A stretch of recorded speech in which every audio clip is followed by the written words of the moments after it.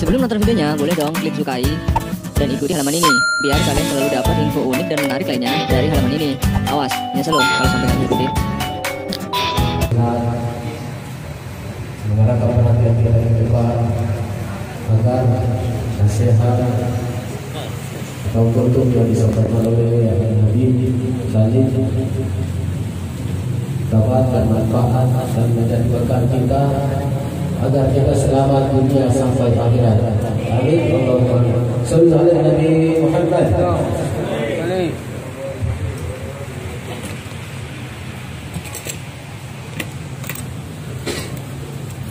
Bismillahirrahmanirrahim.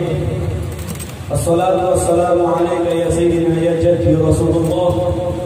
Khudh bi yadina qaddat biladina. Adrikna ya Rasulullah, adrikna ya Rasulullah, adrikna ya Rasulullah. Assalamualaikum warahmatullahi ta'ala wabarakatuh. Alhamdulillah, alhamdulillah rabbil alamin ala kulli hal. Wa bihi nasta'in ala umur dunya wad din. Sallallahu ala sayyidina Muhammadin khataman nabiyyin wa alihi wa sahbihi ajma'in. Alhamdulillah, segala puji bagi Allah yang masih mempertahankan nikmat Islamnya kepada kita semua. Alhamdulillah, segala puji bagi Allah yang masih mempertahankan akidahnya kepada kita semua. Segala puji bagi Allah yang masih mempertahankan hidayahnya, petunjuknya yang baik, yang lurus kepada kita semua. Alhamdulillah. Karena segala sesuatu kalau disyukuri maka Allah akan mempertahankan apapun yang kita syukuri. La in syakartum la azidannakum. Dalam tafsir Jalalain dijelaskan, la in syakartum la azidannakum. Apabila kita bersyukur, apabila kalian bersyukur, la azidannakum. Aku kata Allah akan menambahnya, kata Allah. Ternyata dalam tafsir dijelaskan bukan cuma ditambah. Apa yang kita syukuri bukan cuma ditambah saja, tapi dipertahankan. Kalau kita mensyukuri Islam kita, maka Islam kita akan dipertahankan sampai akhir hayat kita.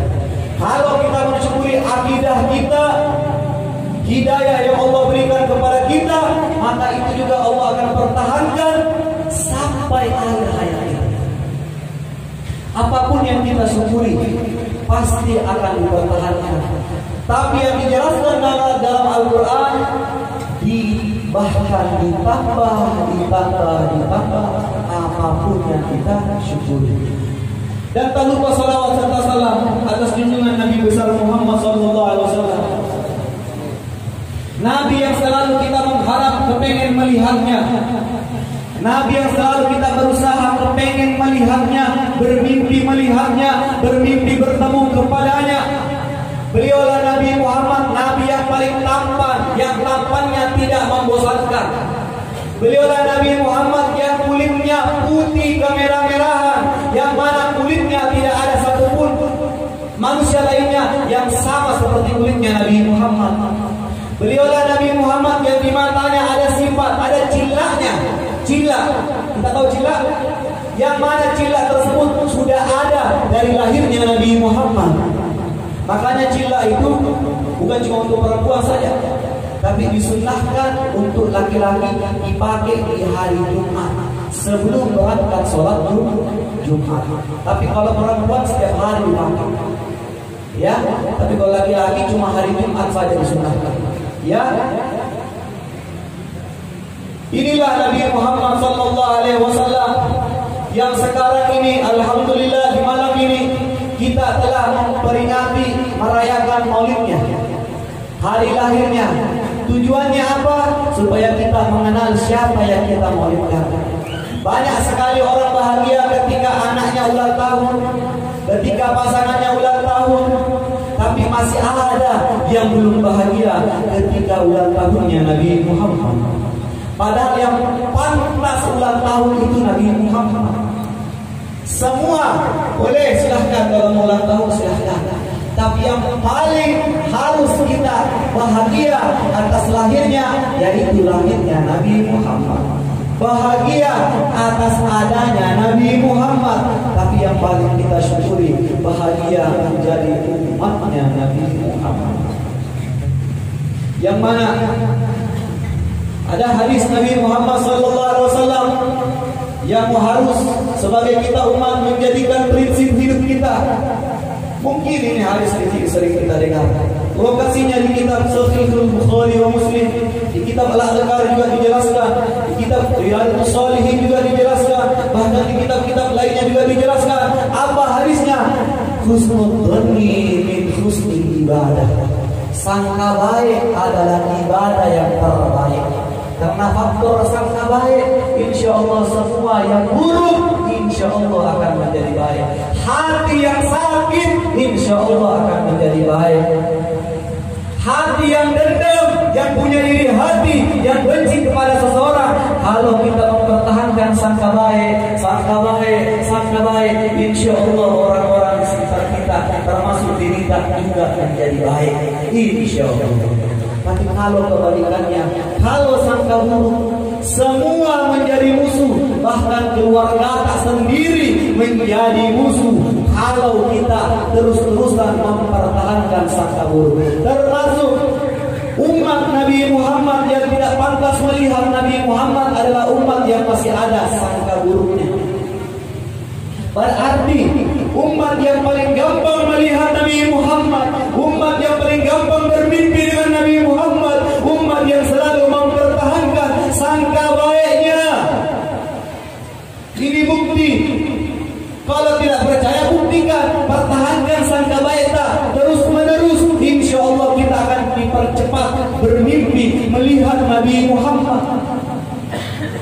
Kenapa? Karena kita memang harus bertemu dengan Nabi Muhammad. Kenapa? Karena kita umatnya Nabi Muhammad. Seorang guru dengan muridnya, murid seharusnya melihat gurunya. Kalau gurunya meninggal, kalau muridnya mengakui gurunya, maka murid akan bermimpi melihat gurunya. Begitu juga anak dengan orang tuanya, anak yang melihat orang tuanya. Ketika orang tuanya meninggal, kalau anak tersebut sayang kepada orang tuanya, maka suatu saat itu anaknya akan bermimpi melihat orang tuanya. Kalau orang tuanya benar-benar disayang, bukan cuma di ucapan, tapi dalam hati dan tindakan, yakni mengirimkan Fatihah dan bacaan surat Al-Quran dihadiahkan kepada orang tua yang telah meninggal dunia. Begitu pula dengan umat, dengan Nabi Muhammad. Kalau kita benar-benar pengen melihat Nabi Muhammad, yakin benar-benar bahwa kita benar-benar termasuk umatnya Nabi Muhammad. Jadi alangkah konyolnya, alangkah tidak pantasnya kalau ada orang mengaku umat Nabi Muhammad tapi tidak pernah melihat Nabi Muhammad. Tidak pantas seseorang. Kalau tidak pantas mungkin terlalu ekstrim, terlalu kasar. Kurang pantas. Kurang pantas. Pantas ya tetap pantas, tapi kurang. Kalau orang mengaku umatnya Nabi Muhammad, tapi seumur hidupnya tidak pernah melihat Nabi Muhammad. Kenapa? Karena pertemuan kita dengan Nabi Muhammad itu dibutuhkan. Sangat kita butuhkan. Bukan cuma di akhirat saja kita mengharap syafaatnya saja, di dunia juga kita membutuhkan syafaatnya. Apa syafaat dari manfaat syafaatnya Nabi Muhammad? Adanya ketenangan hidup di dunia, adanya ketenteraman hidup di dunia, sehingga orang tersebut matinya husnul khotimah. Akhir hayatnya mengucapkan kalimat la ilaha illallah Muhammadur Rasulullah. Karena adanya ketenangan, karena pernah melihat Nabi Muhammad. Banyak orang mengira tenang kalau banyak uangnya, tapi kapan uangnya berkurang mulai stres. Kapan uangnya hilang, stres total. Banyak orang mengira dengan pasangan hati bisa tenang, tapi kapan pasangannya melawan mulai stres. Kapan sudah berpisah dengan pasangannya jadi stres. Banyak orang juga mengira punya anak, punya keturunan, hati bisa tenang. Padahal kalau anaknya melawan, tidak ada ketenangan. Ternyata puncaknya ketenangan bertemu dengan Nabi Muhammad. Puncaknya ketenangan melihat Nabi Muhammad.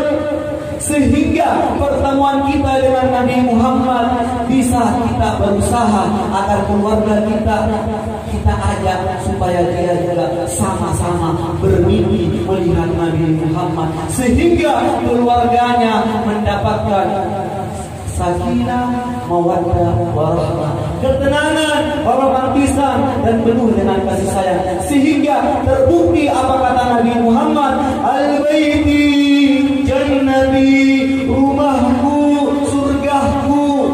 Itu berlaku untuk orang-orang yang hidup dalam rumah tangga penuh dengan ketenangan. Jadi mari kita berusaha, bukan cuma membaca maulid saja, tapi berusaha menghindari perkara-perkara yang menghalangi kita bertemu dengan Nabi Muhammad. Apa yang membuat kita terhalang? Apa yang membuat menghalangi kita terhalang dengan Nabi Muhammad? Sangka buruk kurangi. Sangka buruk kurangi. Kalau dihilangkan mungkin susah, kurangi saja. Kenapa? Karena umumnya manusia zaman sekarang beda seperti sahabatnya Nabi Muhammad. Zaman sekarang kita berbuat baik sama orang, kita bersedekah. Seorang anak dengan orang tuanya kasih